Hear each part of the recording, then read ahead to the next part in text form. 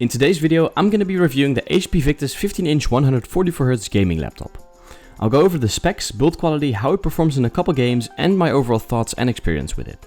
Let's get into it. This laptop comes in a few different configurations.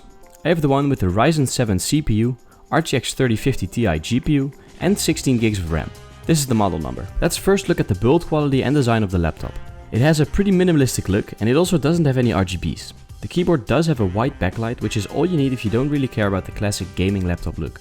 It's made out of a very hard recycled plastic, which makes it really strong and sustainable. One thing that could be better is the hinge where the screen connects to the base of the laptop.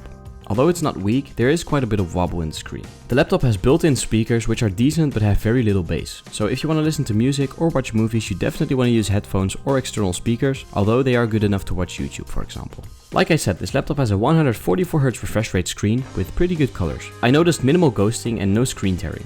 Because it's 144Hz, you won't need an external monitor if you want to play games at the highest FPS. The laptop has two USB 3.0 ports and one USB-C port. It also has an HDMI 2.1 port, an Ethernet port, an SD card reader, and a headphone jack. Let's talk about some games and how well the laptop performs when playing them. I first tested Apex Legends. On the lowest settings I got around 240 FPS when looking away from the map and standing at the edge, and around 150 FPS when just playing the game like you normally would.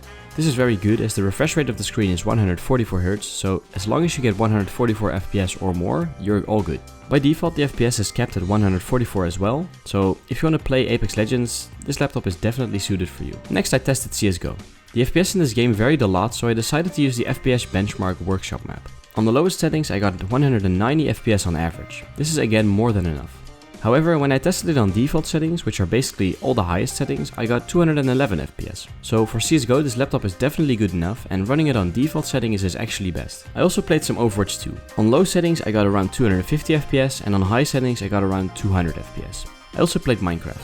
Here I got around 100 FPS with the default settings and render distance at 12. The last game I played is Valorant. Here again I got around 250 FPS on low settings, and on high settings it was locked on 144 for some reason, but it never dipped below that. As you can see, this laptop performs really well in most games, so whatever you want to play you should be good.